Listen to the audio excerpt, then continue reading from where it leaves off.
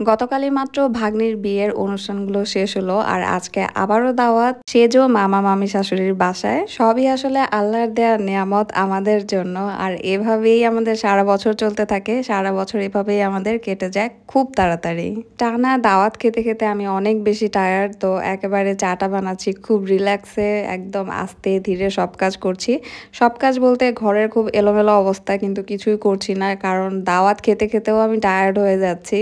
Even সকালের নাস্তাটা আমার বানাতে ইচ্ছা করছিল না, তাই ওকে বলেছিলাম যে দোকান থেকে নিয়ে আসো, তো ও দোকান থেকে পরোটার ভাজি নিয়ে আসলো। আর ধীরে সুস্থে নাস্তা করছি, চা খাচ্ছি। এদিকে মানহা খেলাধুলা করছিল, তার বাবা আবার তাকে ক্লে দিয়ে স্নোম্যান বানিয়ে দিল, সাইকেল বানিয়ে দিল খুব সুন্দর করে। আমিও বসে বসে দেখলাম, ওদের খেলাধুলা এনজয় করলাম বসে বসে।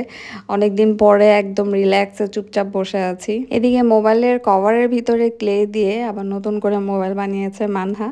প্রতিদিনই দেখা যায় ৩টা ৪টা ৫টা ক্লে লাগেই তার, তাও যদি একটু শান্তশিষ্ট থাকে আর কি। এদিকে বৃষ্টি শুরু হয়ে গিয়েছে আর আমার তো শরীরটা আগে থেকেই খারাপ ছিল, মানে ভাগ্নির বিয়েটা শুরু হয়েছে তার ঠিক ১ দিন বা ২ দিন আগে থেকে আমি অনেক বেশি অসুস্থ। এখন পর্যন্ত অসুস্থ, দাওয়াত টাওয়াত খেতে খেতে আরো বেশি অসুস্থ হয়ে গিয়েছি।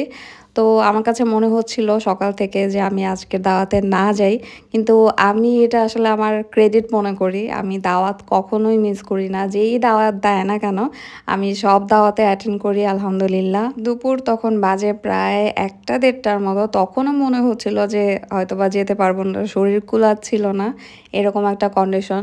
এখন বাজে প্রায় দুপুর ৩টা, আমি এখন মাত্র রেডি হচ্ছি। আর ফ্যামিলির বলতে গেলে সবাই এতক্ষণে চলেই গিয়েছে। আসলে নিজেকে অনেক পুশ করে করে তারপরে রেডি হতে এসেছি আর কি।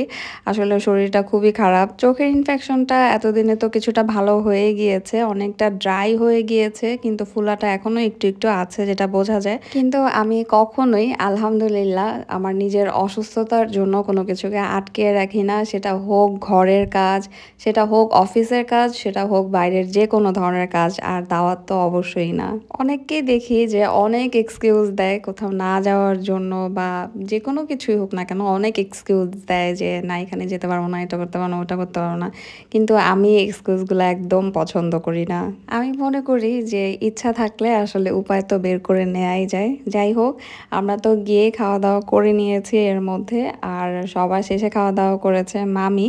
তো মামি এখানে খাওয়া দাওয়া করতে বসেছে। আমি মামিকে বলেছিলাম যে আমি খাওয়া দাওয়ার ভিডিও করতে পারি নাই, তাই মামিকে বলেছি একদম সুন্দর সাজিয়ে গুছিয়ে পরিপাটি করে খেতে বসতে। আর মামির হাতের রান্না যে পরিমাণ মজা, অনেক মজা হয়েছিল রান্না বান্না সবকিছু।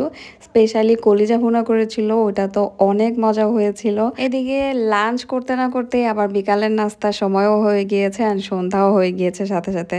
আসলে গিয়েছি দেরি করে, তাই আজকে খুব একটা সময় পাওয়া যায়নি, আর নয়তো আমরা একটু ছাদে টাদে গিয়ে একটু ঘোরাফেরা করে ছবি টবি তুলতে পারতাম। আরও কোথাও গেলে আমি একটু সময় নিয়ে যেতেই পছন্দ করি, যাতে সবার সাথে গল্প টল্প করা যায়, আশপাশটা ঘুরে ফিরে দেখা যায়। খুব শীঘ্রই আবার যাবো ইনশাআল্লাহ একদিন। আর আজকের ভিডিওটা এখানেই শেষ করছি, ভালো লেগে থাকলে লাইক দিতে ভুলবেন না। আল্লাহ হাফেজ।